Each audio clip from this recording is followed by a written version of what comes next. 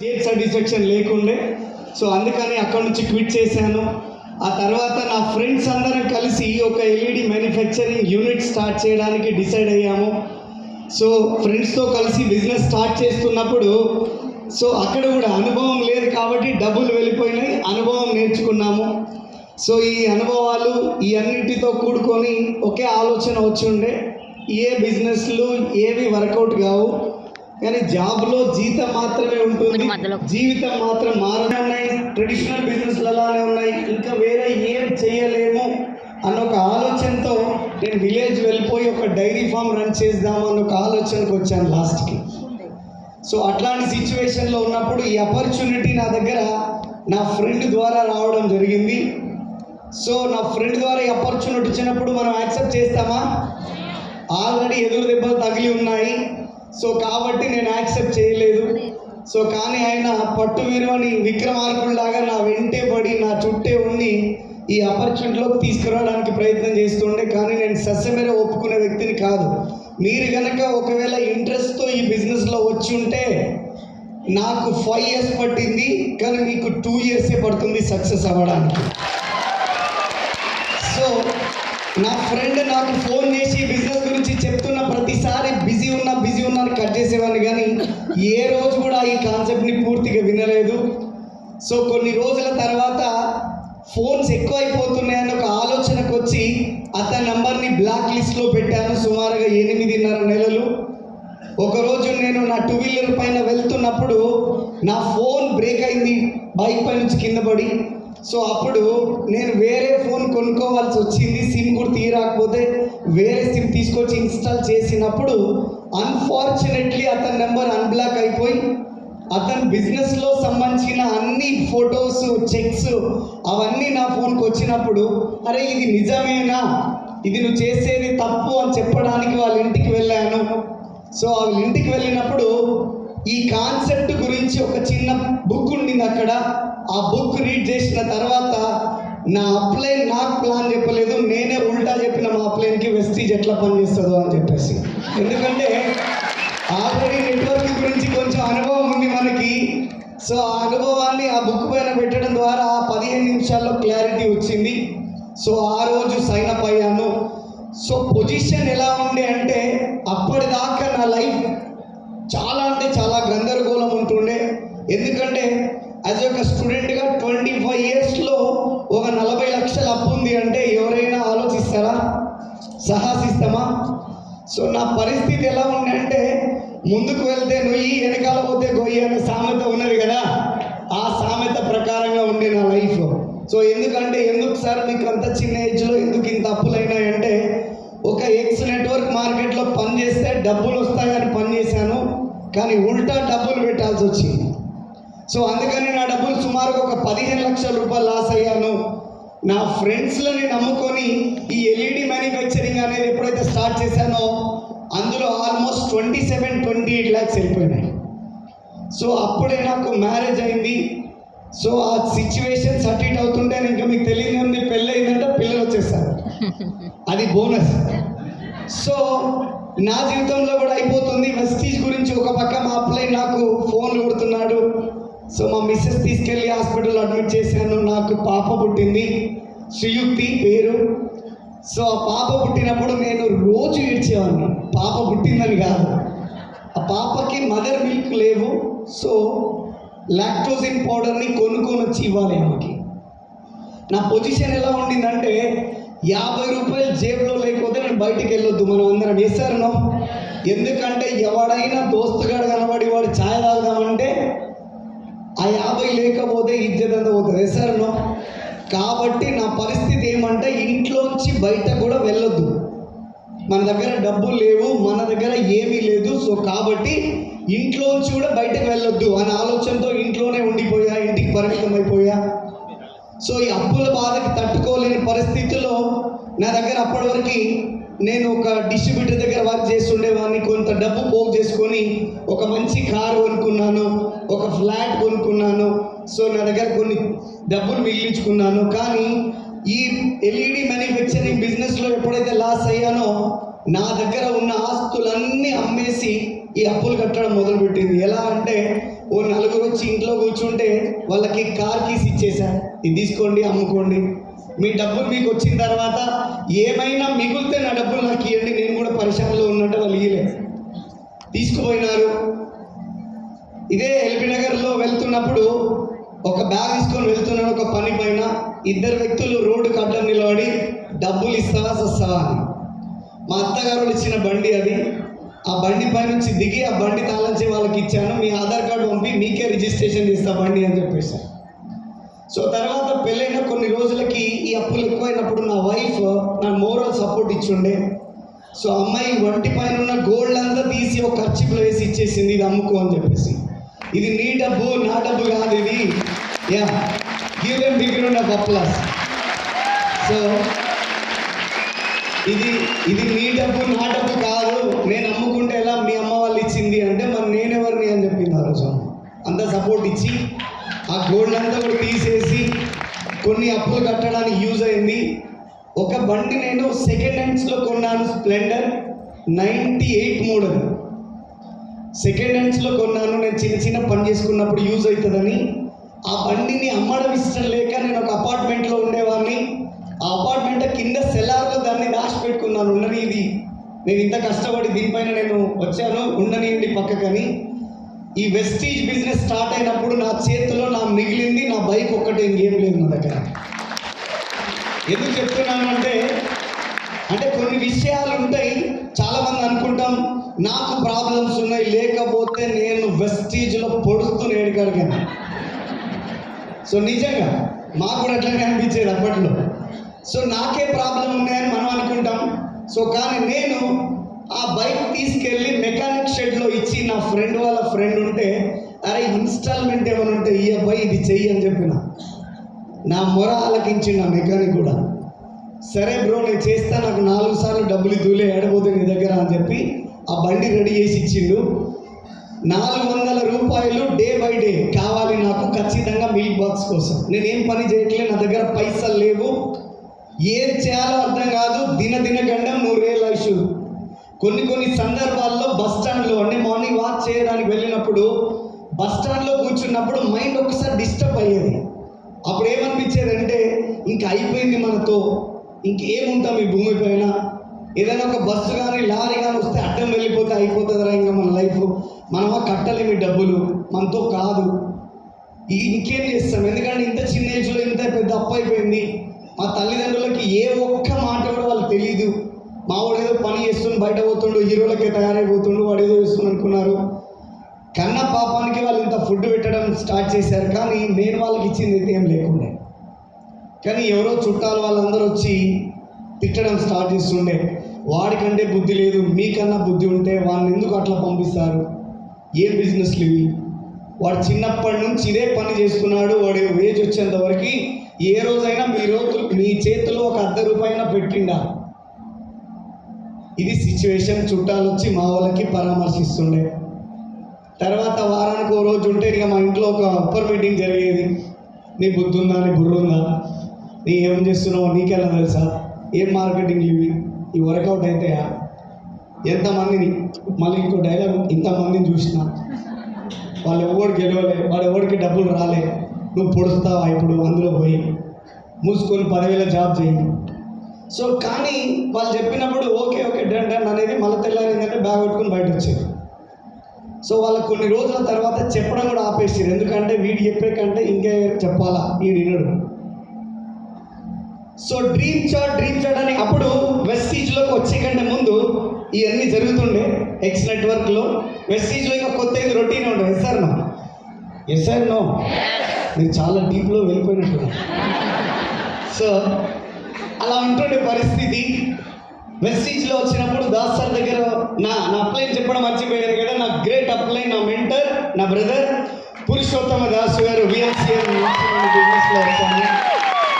So మేము అంటే అంత చదువు ఉంటుండే మాకు, పోలీసు వాళ్ళు కదా ఏదైనా పని ఉంటుంది లేదోటని రిలేషన్ కట్ చేసేవాడిని కాదు. వెస్టీజ్ గురించి చెప్పినప్పుడు నువ్వు వెస్టీజ్ మాత్రం చెప్పకు, ఇంకేమన్నా చెప్పు ఇంటగానని చెప్పిన. నువ్వు చేయాల్సిందే అన్నాడు ఆయన. తప్పదా అన్న, తప్పదు అన్నాడు. సరే అని చెప్పిన. ఎందుకు బండి పట్టుకోరు అనుకో, ఎవరికి ఫోన్ చేయాలి? ఎవరికి ఫోన్ చేయాలి? రోడ్డు మీద కూడా గట్టిగా మాట్లాడనుకో, ఎవరికి ఫోన్ చేయాలి? ఏదన్నా పోలీస్ స్టేషన్ కడుకో, ఎవరికి ఫోన్ చేయాలా? మరి అవసరం వస్తాడా రాడా? గది ఒక్కటే ఉండే చూడండి, ఇంకేం లేకుండా. దోస్తు దొంగ అన్న అన్నీ పోయినాయి. నెట్వర్క్ మార్కెట్ వద్దు, డైరెక్ట్ సెల్లింగ్ అస్సలే వద్దు, ఈ మనతో కావు. సో కాబట్టి ఈ వద్దు, నీతో కూడా నాకు అవసరం లేదని చెప్పిన ఒకసారి. అట్లెట్లయితే నువ్వే వస్తావు అంటాడు. మళ్ళా పోయి ఓ రోజు వాళ్ళ ఇంటికాడ కూర్చున్నాక ఆయన నాకు ప్లాన్ చెప్పడానికి పెన్ను పేపర్ పెట్టే లోపు నేను ఉల్టా చెప్పేసిన. ఎట్లా అంటే, మనుషులు ట్యాబ్లెట్ వేసుకోవాలంటే ఏంటి పరిస్థితి? ఎలా వేసుకుంటారు? వాటర్ పోసుకొని ట్యాబ్లెట్ ఇస్తారు కొంతమంది ఏమో ట్యాబ్లెట్ వేసి తర్వాత వాటర్ పోస్తారు. ఇంకొంతమంది డిఫరెంట్ స్టైల్, మన అనాథర కాలం నుంచి ఈ ట్యాబ్లెట్ తీసుకొని గొంతులో పెడతారు లోపలికి, తర్వాత వాటర్ పోస్తారు. అవునా? సపోర్ట్ చేయట్లేదు. అవును కదా? మీరు ఎక్సైట్మెంట్ లేకపోతే నాకు ఎక్సైట్మెంట్ రాదు. Yes sir. సో కాబట్టి ఎక్సైట్మెంట్ ఉండాలి. నేను అడిగిన దానికి ఎస్ సార్ నో అన్నా. Yes sir no? చాలా థ్యాంక్ యూ. ఒకవేళ అది బర్రెక్ ట్యాబ్లెట్ వేయాల్సి వస్తే ఏంటి పరిస్థితి? దాని కాళ్ళు ఎత్తుకొచ్చి కట్టి పడేసి డోర్ ఓపెన్ చేసి ఒక పైప్ వేసి అందులో ట్యాబ్లెట్ వేసి అనుగా ఆ ఊదేది లేట్ అయింది మనిషి. ఒకవేళ బర్రె ఊతే అర్థమైందా మీకు? అరే మనం చెప్తుండ్రా అంటే వాడు వినడు, వాడేదో చెప్పాలంటే చేశాను. మా అట్లే నాకు చెప్తున్నప్పుడు నేను ఉండే కూడా మొదలుపెట్టినా ఆయనకి. ఇగో బిజినెస్లో ఎల్ఓబి ఇట్లా వస్తుంది, ఇది ఇట్లయితుంది అన్నాక లాస్ట్ ఒకటే చెప్పిండు, శ్రీనివాస్ నీకు 1.5 year ముందు నుంచి చెప్దామన్న వెస్టీజ్ ఇగో ఇదే చూడాలి. అదే ప్లానింగ్, ఏం లేదు ఇక చెప్పలే. ఎందుకంటే ఆల్రెడీ నెట్వర్క్ నాకు ఐడియా ఉంది. సో కానీ ఇంత స్టడీ చేసినానే ఆయన అనుకోలేదు. సో కానీ ఆ విధంగా స్టార్ట్ చేశాను. ముందే చెప్పాను, మనం జేబులు ఉన్నాయి కానీ అందులో పైసలు లేదు. సో వాళ్ళ ఇంటికైతే వెళ్ళాను, చాయ్ ఏదో తాగి అంత అయిపోయిన తర్వాత సైన్అప్ చేద్దాం, నీ ఆధార్ ఉంటాయి అని చెప్తే వెంటనే తీసి ఆధార్ ఇచ్చా. ఆ తర్వాత ఆయన ఏమన్నాడు, 100 PV కోర్ చేయమన్నాడు. మళ్ళీ ఆధార్ కార్డు గుంజుకొని జేబులో పెట్టినా. పైసలే లేవని నీకు ఇన్ని రోజులకి చెప్తాను, మళ్ళీ 100 ఎడవాలా? నీ బిజినెస్ వద్దు, నీకు వద్దు, నాతో కాదు ఈ బిజినెస్. డబ్బులు కట్టుడు ఏడైతే నాతో కాదన్నా. ఒరే డబ్బులు నువ్వు నాకు ఇయ్యకరా నాయన, మీ ఇంట్లోకి కావాల్సినవి కొనుక్కోగలదా అని అన్నాడు. అప్పుడు మరి ఇట్లా చెప్పు, కానీ నా దగ్గర డబ్బులు లేవు, నా అంతా రామాయణం దీన్ని మళ్ళీ నువ్వు రాముడి కాడికి వస్తే ఎడేయాలా? సో కాబట్టి వద్దు నాకు అని చెప్పేసి వదిలేసినప్పుడు, లేదులే 1 month టైం ఉంటుంది, 28 days టైం ఉంటుంది, నిన్ను సైన్అప్ చేస్తా ఈరోజు, నువ్వు 28 days లోపల ఎప్పుడైనా కొనుక్కో అని చెప్పిండు. ఇది మంచిగా ఉంది. ఏ సార్ మంచిగా ఉంది సరే అని చెప్పి ఆధార్ కార్డు ఇచ్చేసి జాయిన్ అయినా, కంగ్రాచులేషన్ చెప్పిండు. నేను కూడా థ్యాంక్స్ చెప్పినా వెళ్ళిపోయాను. వెళ్ళిపోయి ఇంటికి వెళ్ళిపోయిన తర్వాత ఒకరోజు ఒక చిన్న ఫంక్షన్ అటెండ్ కావాలా. నాకుండే బిరుదులు చాలా ఎక్కువ ఉంటాయి. ఎందుకు మీకు ఏదైనా చెప్పారు, అది నా బిరుదే ఉంటుంది. ఫంక్షన్కి వెళ్ళాను, మా పేరెంట్స్ అందరిని తీసుకొని వెళ్ళాను. మా ఫ్రెండ్ ఒకటి జెన్ కార్ ఉంటే ఆ కార్ తీసుకొని అమ్మ వాళ్ళందరినీ కూర్చోబెట్టుకొని వెళ్ళిపోయాను. వెళ్ళిపోయి ఫంక్షన్ అటెండ్ అవుతుంటే, ఆ సీన్ బాగున్నావా అని అన్నట్టు ఉంటారు, చుట్టాలు ఉంటారు కదా, ఏ బాగున్నా మామ బాగున్నా కాక చెప్పుకుంటూ పోతుంటే ముందర నుంచి ఏమో బాగున్నావా అని తీయగా వెలగరిస్తారు. వెనకాల ఏం జరుగుతుందో తెలుసా? అరే ఇంతసేపు చెప్పినా చూసినావా అవలేగానికి ఓనర్ వీడియో. ఎందుకంటే వీడు ఏమి పని చెయ్యడు, వానికి పని చేత కాదు, వాడు చేస్తా సంపాదిస్తా నేను బాగుపడతా బాగుపరుస్తా అని ఒక డబ్బా కొట్టుకొని తిరిగే దాంట్లో మా దాంట్లో. సో అట్లా నడుస్తుండే కథ. మా ఫ్రెండ్ నాతో పాటు ఆ ఫంక్షన్ అటెండ్ అయ్యాడు. అటెండ్ అయిన తర్వాత వాడు కింద వచ్చి అడిగిండు, అరే నీకు బుద్ధి ఉందా, నీకు బుర్ర ఉందా? వాళ్ళందరూ తిడతారు నిన్ను, నీకేమైనా అర్థమవుతుందా అంటే నాకు కూడా తెలుసు. ఇది ఇప్పుడు 2012 నుంచి స్టార్ట్ అయింది, ఇప్పుడే ఏడబోతుందని. లీడర్షిప్ క్వాలిటీస్ మనిషిలో ఉంటే వాడెప్పుడు ఓడిపోడు. సో అప్పుడే ఒక మాట గుర్తొస్తుంది, ఏమనంటే 10 కుక్కలకి ఒక సింహం లీడర్షిప్ వహిస్తే 10 కుక్కలు కూడా సింహాల లెక్క పోరాడతాయి. 10 సింహాలకి ఒక కుక్క లీడర్షిప్ వహిస్తే 10 సింహాలు కుక్క సాగు వస్తాయంటారు. దాన్ని లీడర్షిప్ అంటే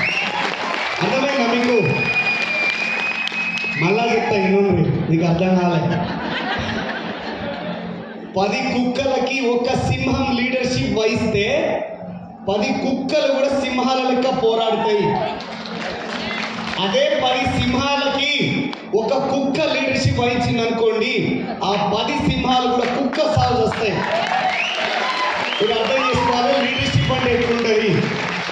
మనం యాడున్నాము, మనం ఆకలైందని గడ్డి తినాల్సిన పనిలే, లేట్ అయినా సరే తుంకల తింటాం మనం. వేసరిలో అది మన ఆలోచన, అది మన ఆలోచన. సో కాబట్టి అవి పెద్దగా పట్టించుకునే మాటలు కావు నాకు. కానీ నాకంటే ఎక్కువ నా ఫ్రెండ్ గారు ఫీల్ అయ్యాడు. సో ఫీల్ అయ్యి నీకు ఏం కావాలా, నువ్వు ఏ మనిషి, నీకు అర్థమవుతుందా, నీకు పెళ్ళయిందిరా, నీకు ఒక పాప ఉంది, నువ్వు ఇంకా చిన్నపిల్లడు అనుకుంటున్నావు అంటున్నాడు. సో సరే ఇప్పుడు ఏం చేద్దాం, నా దగ్గర డబ్బులు లేవు, ఏం చేయడానికి ఏం లేదు, ఆల్రెడీ సెర్చ్ చేస్తున్నా, ఏదైనా ఒక ఆపర్చునిటీ కావాలి సెర్చ్ చేస్తున్నా. సో అది దొరికితే నేను చేయడానికి రెడీ ఉన్నా. కానీ నా దగ్గర ఒక ఆపర్చునిటీ వచ్చింది, కానీ నో మనీ. ఏం చేయాలి, నెక్స్ట్ ఏంటి? వాడు ఒకటే అన్నాడు, ఎంత డబ్బు కావాలా నీకు? ప్రస్తుతం ఒక 5,000 సరిపోతుంది అని చెప్పాడు. వాడు ఎవ్రీథింగ్ నాకు, నా ఫ్రెండ్, నా బ్రదర్ అన్నీ నాకు వాడే. ఎందుకంటే ఈ షర్టు వాడు కొనిచ్చిండు, కొన్ని సందర్భాల్లో వాడు అన్నీ కొనిచ్చిండు నాకు. సో వాడిని ఎంత ఫీల్ అయిపోతాను నేను. వాడు అన్నాడు, ఒక పని చేయి, నువ్వు ఇదో కార్డు తీసుకో, ఇది SBI క్రెడిట్ కార్డు ఉంది, 10,000 లిమిట్ వచ్చింది, దానికి పాస్వర్డ్ కూడా క్రియేట్ చేయలే, ఇంకా నువ్వే పాస్వర్డ్ క్రియేట్ చేసుకొని వాడుకోరా, నువ్వు బాగుపడితే నాకు అదే చాలు అని చెప్తున్నాడు. Thank you my friend Raju. So వాడు నాకు ఎవ్రీథింగ్, నాకు ఒక ధైర్యం వాడు. సో ఆ రోజు ఆ క్రెడిట్ కార్డ్ తీసుకున్నాను, ATM దగ్గర వెళ్ళాను, ఆ పిన్ జనరేట్ చేసుకున్నాను, దాసు సార్కి ఫోన్ కొట్టాను, స్టోర్కి వెళ్ళాను.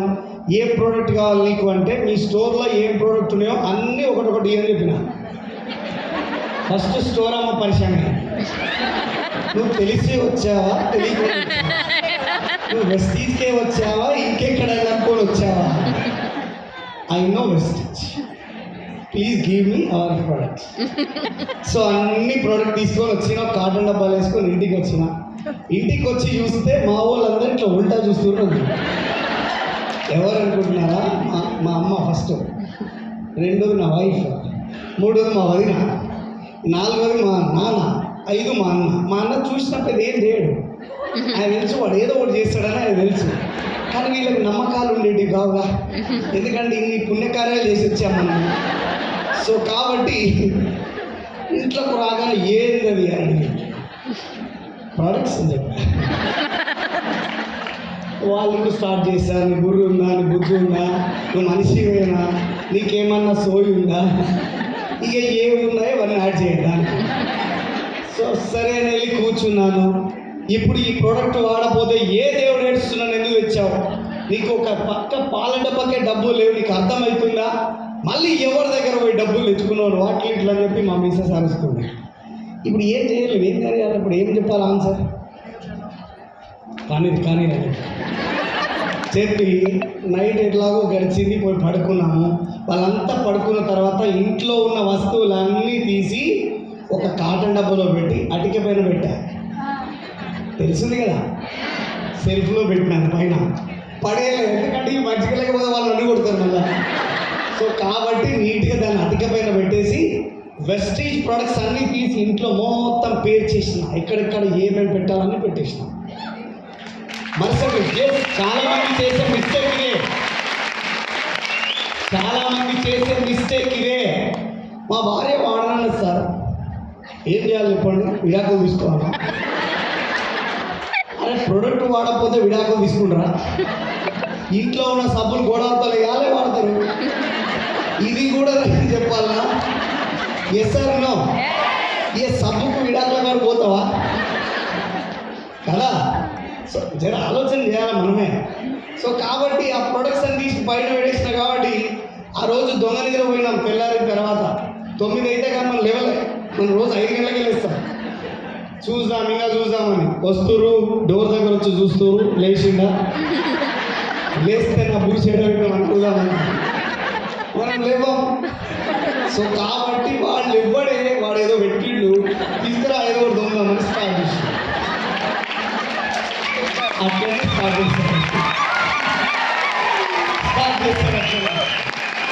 సో తర్వాత లేచాము, యాజ్ యూజువల్గా మనం పని చేసుకొని వెళ్ళిపోయినాం. బయట పోవాలి కానీ బండి లేదు మన దగ్గర. రాకు రెడీగుండు, గుర్రం లేదు, ఏం చేయాలో తెలీదు. ఎవడో ఒకడు ఫోన్ చేశారు, నేను తిరుపతి పోతున్నా, నన్ను బస్ స్టాండ్లో వదిలేసి నా బండి ఇంటికాడ పెట్టుకోవాలని చెప్పిన. ఒకే ఒక కండిషన్ మామ అని చెప్పిన.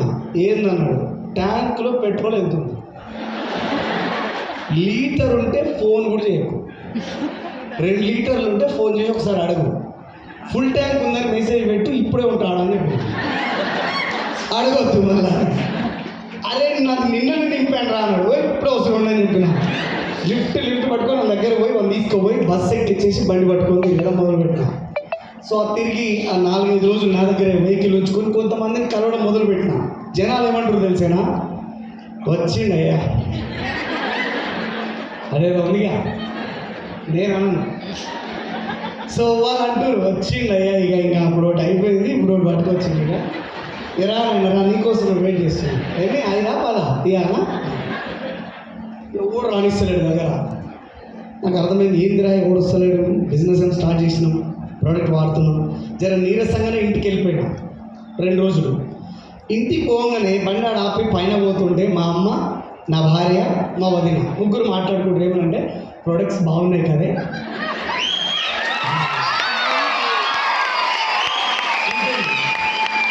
అందులో వాళ్ళు ముగ్గురు పోటీ పడతారు. ఏమనంటే బట్టలు ఉతుకునేది చూడు సూపర్ ఉన్నది.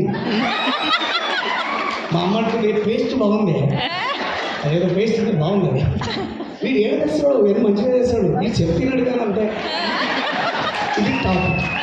మనకేమనిపిస్తుంది, వాస్తవానికి ఏమనుకున్నా తెలిసినా వద్దురా పోయి బిజినెస్ కాదు మనతో కాదు. ఎందుకంటే వాడేవాడు మనం లెక్క పెడుతున్నాడు రోడ్డు మీద, ఈ సుట్టమోని కాడకూడదు, వాడు ఇజ్జత్ లేకుండా మాట్లాడుతున్నాడు.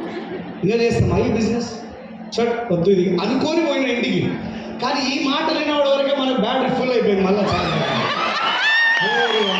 ఏమైనా సరే 600 అయినా 150 అయినా ఈ బిజినెస్ నేను చేస్తాను. మళ్ళీ స్టార్ట్ చేసిన మళ్ళీ 3-4 రోజులు మళ్ళీ ప్లాన్కి వెళ్ళడం మొదలుపెట్టిన. మళ్ళీ సేమ్ కథ నడిచింది. మా దోస్తులందరికీ చెప్పిన, ఒక్కడు ఇంటలేడు. లాస్ట్కి ఒక్కడు దొరికిండు, అది కూడా బిర్యానీ తినిపిస్తారు ఆరా అంటే వచ్చిండు.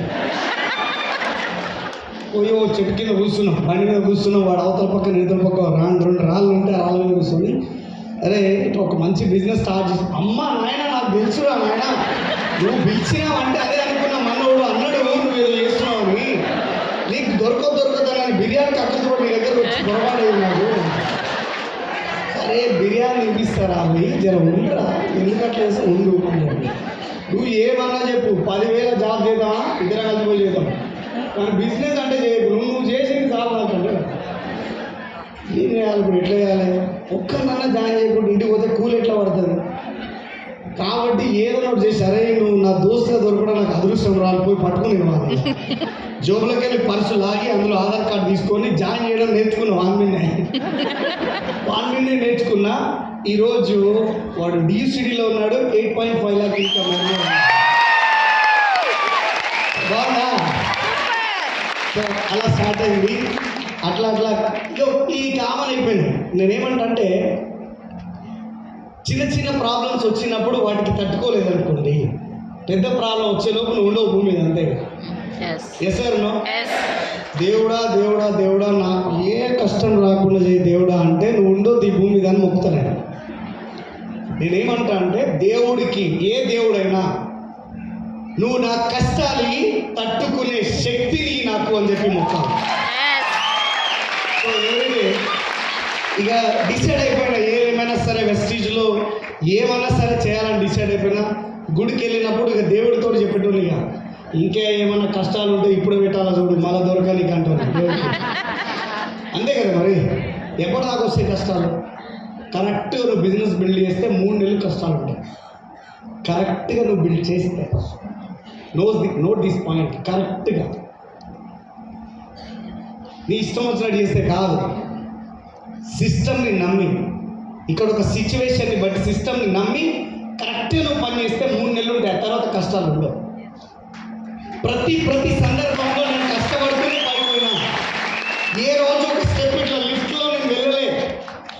మొత్తం స్టెప్ బై స్టెప్ 10 స్టెప్పులు ఎక్కాలి మళ్ళీ కింద దుంకాలి, 10 స్టెప్పులు ఎక్కాలి మళ్ళీ కింద దుంకాలి. అందుకే ఇంత గట్టిగా అయినాం. ఈరోజు ఎందుకు ఇంత గట్టిగా మీరు ఎందుకు ఇట్లా మాట్లాడుతున్నారంటే మా అనుభవాలు నేర్పించిన పాఠాలు ఇవి మీరు చెప్పేవన్నీ. మా ఏజ్ చిన్నది ఉండొచ్చు, అనుభవం పెద్దది అయిపోయింది. సో కాబట్టి అలా స్టార్ట్ చేస్తూ వచ్చాను. నా ఫస్ట్ మంత్ ఇన్కమ్ ఈ బిజినెస్ నుంచి నాకు చెక్ వస్తుంది ఈ నెల అని చెప్పిన వాళ్ళకి. మనం గమ్మునేటి వాళ్ళం కాదు కదా. సో కాబట్టి అవునా ఎంత వస్తుంది, 10,000 వస్తుందా? మా అమ్మ ఎంత వస్తుంది, 2,000 అని వస్తుందని మా భార్య. 2,000 ఎక్కడ వస్తుంది, 1,000 రూపాయలు వస్తుంది అని మా వదిన. అరే నా చెక్కు రైంది, మీరు ఎందుకు మాట్లాడుతున్నారు? ఈరోజు చూస్తే ఆడ వచ్చింది ఏంటంటే 164 రూపాయలు. ఇక ఆరు తీసుకురా పోవే, తీసుకురా కార్యక్రమాలలో ఉన్నారు వాళ్ళు. దీనికోసం అనుభవికులకి పని చేసింది. నేను కూర్చోబెట్టి చెప్పిన, అమ్మ ఒక మాట చెప్తా విను. కిరాణా షాప్లో ఎన్ని సంవత్సరాల నుంచి కొన్నాం, డిమార్ట్లో ఎన్ని సంవత్సరాల నుంచి కొన్నాం, సూపర్ మార్కెట్లో ఎన్ని సంవత్సరాల నుంచి కొన్నాం. ఎవడన్నా చేతిలో 10 రూపాయలు పెట్టిండా? Yes sir no. వెస్టీ జోడు 164 రూపాయలు ఇచ్చింది, మీరు మైండ్ పనిచేస్తున్నా అని చెప్పిన. నిజమా కాదా? నిజమే కదా. సో ఆ రోజు వాళ్ళ మైండ్ కూడా పని చేయలేదు. వీడు ఏదో చేస్తాడే నాకు తెలుసు, వీడు ఇట్లనే మాట్లాడతాడు, పోదాం మరి పని చేసుకుందామని వెళ్ళిపోయినాడు. సో సెకండ్ మంత్ బిజినెస్ మళ్ళీ సేమ్ తిరుగుతున్నాం కానీ ఎవరు రావట్లేదు, ఎవరు చేయట్లేదు. ఇక్కడ కొన్ని మోస్ట్ ఇంపార్టెంట్ పాయింట్స్ ఇక్కడ డిస్కస్ చేయాల్సిన విషయం ఏంటంటే, చాలామంది బిజినెస్ బిల్డ్ చేద్దామని ఒక ఊపుతో వెళ్ళిపోతారు. ఆ మధ్యలో ఏదైనా 2 నెగిటివ్స్ తగిలే వరకే ఇంటికి వచ్చి సలహా అయిపోతారు. సార్ అనుకున్నాను రంజిత్ సార్ వాము ఆయన చాలా సీరియల్ కాబట్టి ఆయనతో అయింది, మనతో ఆడవుతుంది. మధ్యలో కూడా పోపు కూడా వచ్చి ఒక పోపు వేస్తాడు, మనల్ని ఇంకా డౌన్ అవుతాం. ఈ డౌన్ అయినప్పుడు ఎగ్జాంపుల్ నేను వాడే ఫోన్ యాపిల్, సో దాని కాస్ట్ 2.5 lakh, దానికి కూడా ఛార్జింగ్ పెట్టాలా? హలో నేను వాడుతున్న బెంజ్ 75 lakhs, ఇప్పుడు 11 lakhs ఇంక్రీజ్ అయింది, 82 lakhs అయింది. సో ఆల్రెడీ ఇప్పుడు సార్ ఆడి వాడుతున్నారు. మా కార్లలో కూడా డీజిల్ వేయాలా? అరే 1 కోటి రూపాయల దగ్గర ఉన్నాయి మా కార్లు, 2 లక్షల ఫోను, 1 కోటి రూపాయల కార్లు, దీంట్లో పోయాలా? ఎందుకు అర్థం కాలేదు. ఎందుకు పోతే నడవదా? నిజంగా నడవదా? అవే నడవనప్పుడు మీటింగ్ లేకుండా, జూమ్ మీటింగ్ లేకుండా నీ బిజినెస్లో నువ్వు ఎట్లా సీరియస్గా పని చేస్తావు? అవునా కదా? మీటింగ్ ఉంది, పొద్దుగాల జూమ్ మీటింగ్ అంటే ఏమో పోసారు ఊరికే నువ్వు నిద్రపోని సంపుతుంది. నీకు ఇక్కడ స్టోరీ అందించా.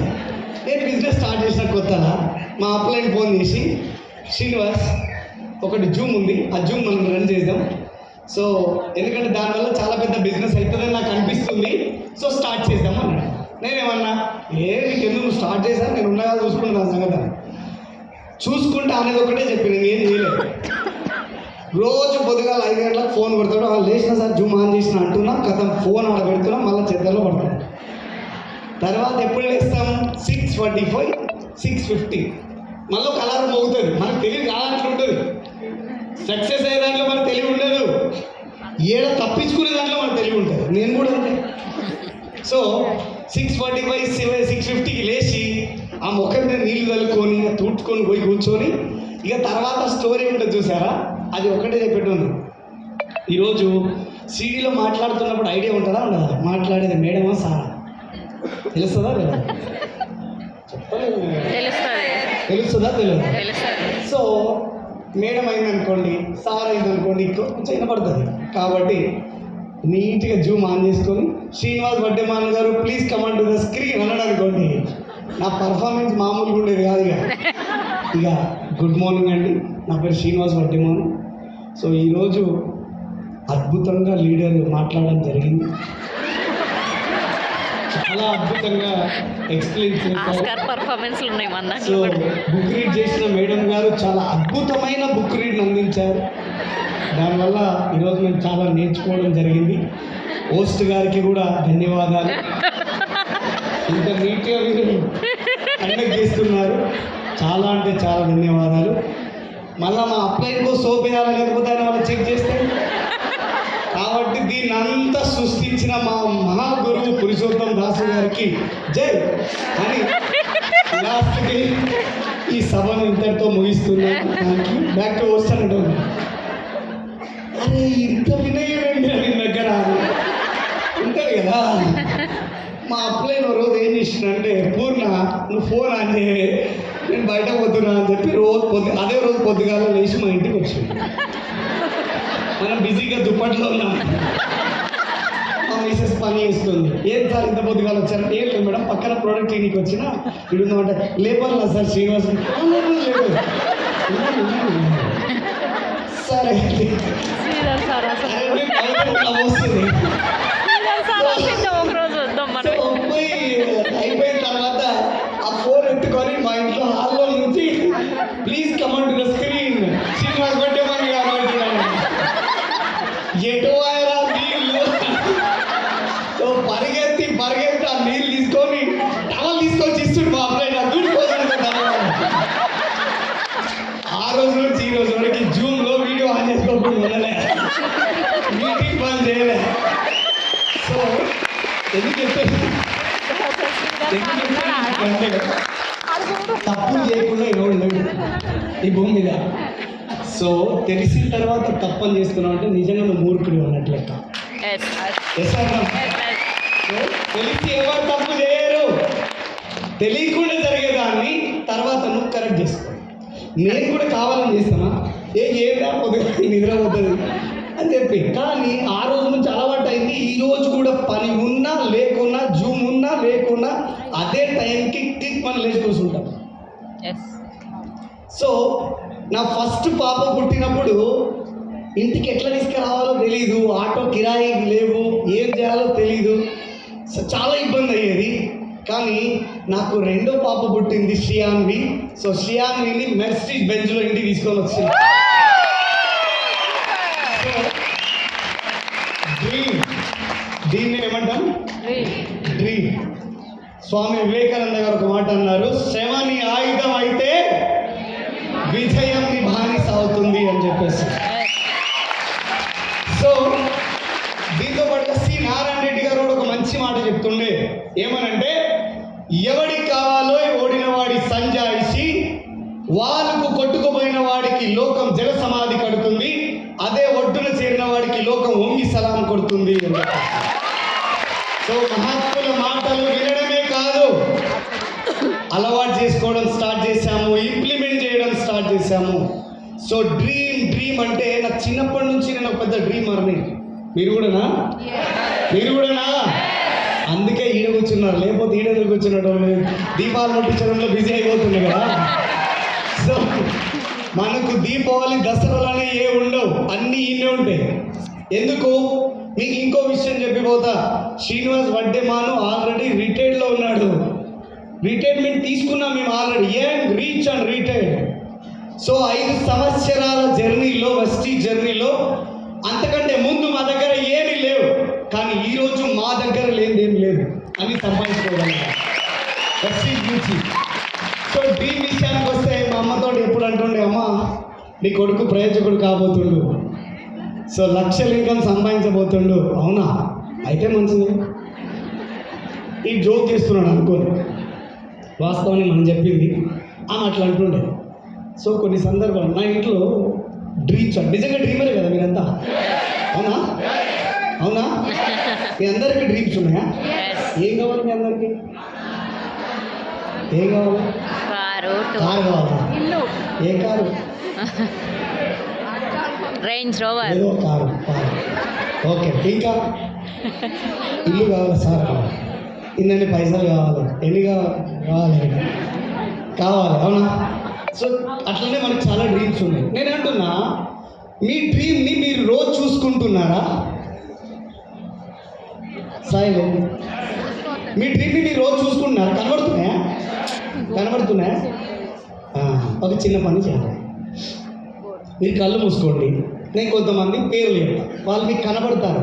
చూడండి, కళ్ళు మూసుకోండి ప్లీజ్. మహాత్మా గాంధీ గారు, తర్వాత స్వామి వివేకానంద గారు, మీ మదర్, మీ ఫాదర్, తర్వాత మీ స్కూల్లో మీకు ఇష్టమైన టీచర్. సో మిమ్మల్ని చాలా బాగా పొగుడుతుండే, అరే నువ్వు బాగా చదువుతున్నారా, నువ్వు చాలా మంచిదానివి, నువ్వు ఇట్లా బాగా చదువుకోవాలని చెప్తున్నారు వాళ్ళు. మీకు కనబడుతున్నారా వీళ్ళందరూ? ప్లీజ్ ఒకసారి ఓపెన్ చేయండి. కనబడుతున్నారా? ఒక్కసారి కళ్ళు మూసుకోండి. నెక్స్ట్ 10 yearsలో మీ లైఫ్ ఎట్లా పోతుందో ఒకసారి కళ్ళు మూసుకోండి.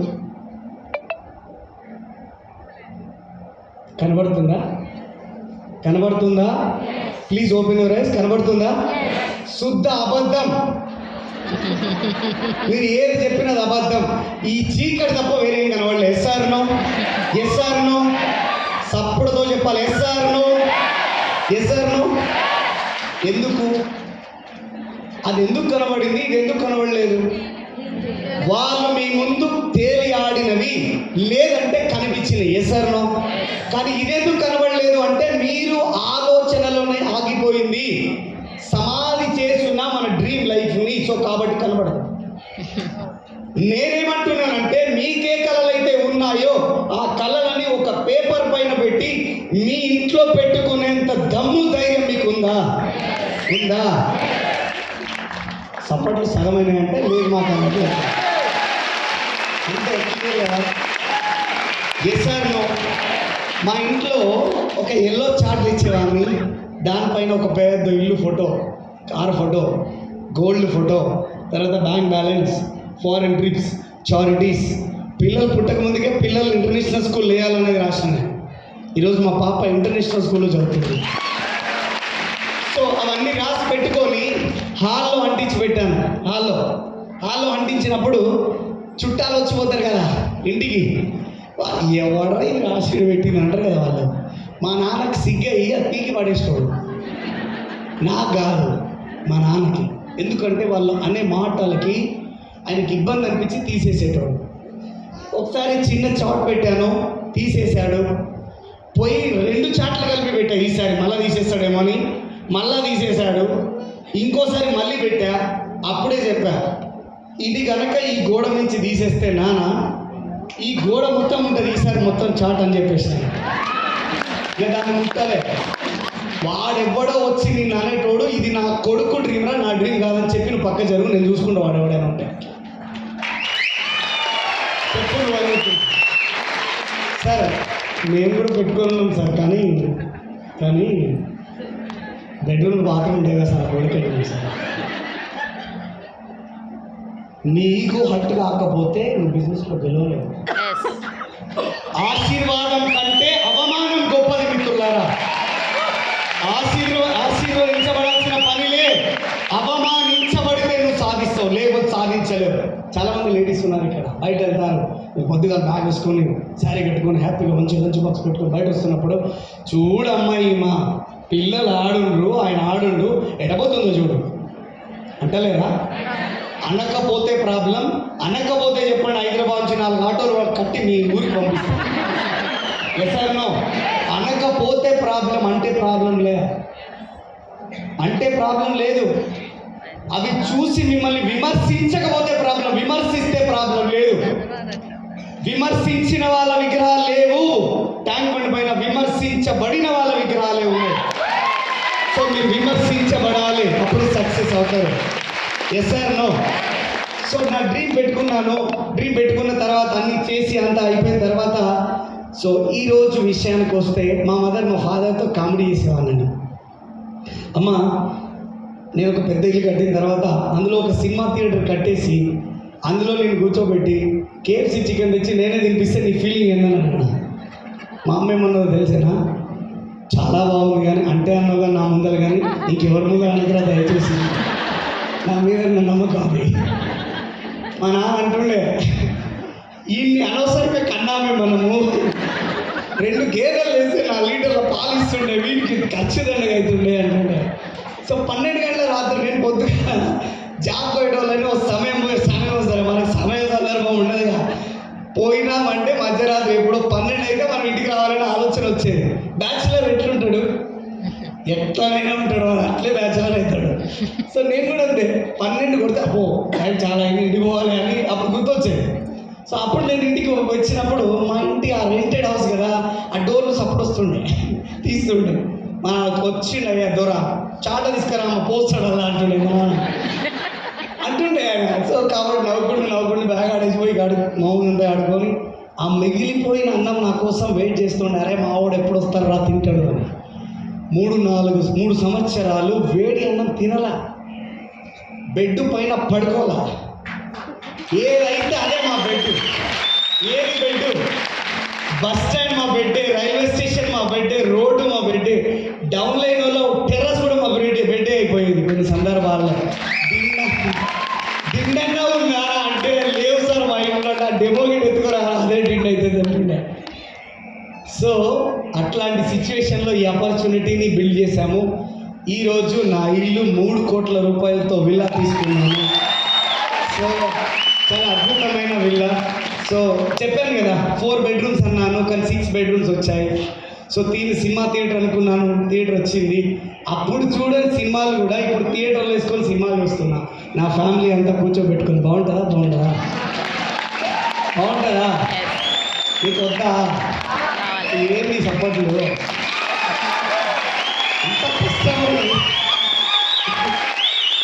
ఇంత కష్టపడి చెప్తుంటే అవునా కదా. సో ఈరోజు నిజంగా మా మదర్ని ఒక రోజు థియేటర్లో కూర్చోబెట్టి KFC చికెన్ తెచ్చి నేను తినిపించలేను, నా బిడ్డ తినిపిస్తుంటే మా అమ్మ ఏడ్చుకుంటూ తినడం మొదలుపెట్టింది. అరే ఆ రోజు అన్నాడు నా కొడుకు, ఈ రోజు అది నెరవేరైంది. వాడు కాదు వాడి బిడ్డతో తినిపిస్తున్నాడు ఈరోజు నాకు అని. సో మా నాన్న, మన తెలంగాణలో అన్నీ నడుస్తాయి, నీకు అర్థం కావాలి ఇప్పటికే. వెనకాల మా వాళ్ళు ముందర లేరు. సో అయితే ప్లాన్ కంప్లీట్ చేసుకొని ఇంటికి వస్తుండే. ఎడున్నోరా అంటుండే. బయట ఉన్నా. ఎప్పుడు వస్తావు? అర్ధగంట అవుతుండే. వచ్చేటప్పుడు కొంచెం పట్టుకరా అంటుండే. అవునా? ఈ అమ్మాయి పట్టుకొచ్చుడు వదిలిచి పెట్టి పైసలే ఉన్నాడు కదా పోయి అని ఆలోచనటుండే. సో వాడికి ఫోన్ చేసి 50 కొట్టరా 100 కొట్టరా అని చెప్పి కొట్టించుకొని పట్టుకొని పోతుండే. ఆ రోజు రాసిన డ్రీమ్ చార్ట్లో మా ఇంట్లో కూడా ఒక బార్ కౌంటరే ఉన్నారు వెళ్ళిపోతున్నాను. ఈరోజు 4 లక్షలు వేసి స్టాక్ మొత్తం నింపి పెట్టిన. ఈరోజు పరిస్థితి తెలుసా? ఇది గమ్మత్ ఉంటుంది. అప్పుడేమో కొంచెం తీసుకురా అది అంటుండే కదా. ఇప్పుడు ఆ పైకి వెళ్తాడు భోజనం టైంకి, ఆ పైకి వెళ్ళిపోయి ఫస్ట్ ఫ్లోర్లో ఆ పోయి చూసి ఆ బాటిల్ ఇట్లా ఉల్టా తిప్పి చూస్తాడు ఎంత రేట్ కాదు కానీ.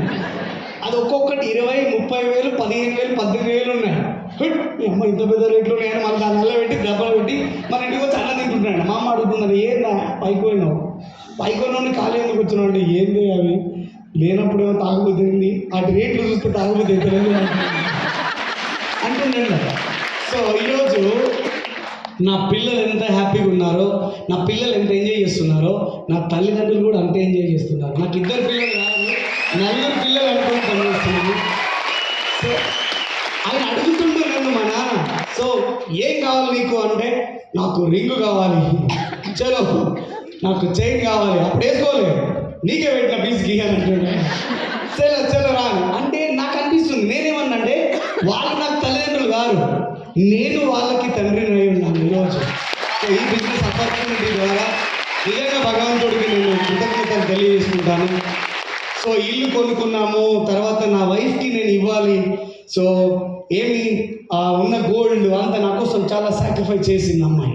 సో కొన్ని రోజులు సందర్భాల్లో నాకు ఇబ్బంది అనిపించి కొన్ని నెలలు వాళ్ళ అమ్మోళ్ళ ఇంటి దగ్గర వదిలేస్తే, ఆడపిల్ల పుట్టిందని ఈ అమ్మాయిని వదిలేసిపోయిందంట వీళ్ళ హస్బెండ్ అని చెప్పిండే. సో అమ్మాయి చాలా ఏడుస్తుండే, కానీ ఆయన నా కోసం తట్టుకొని ఉంటుండే.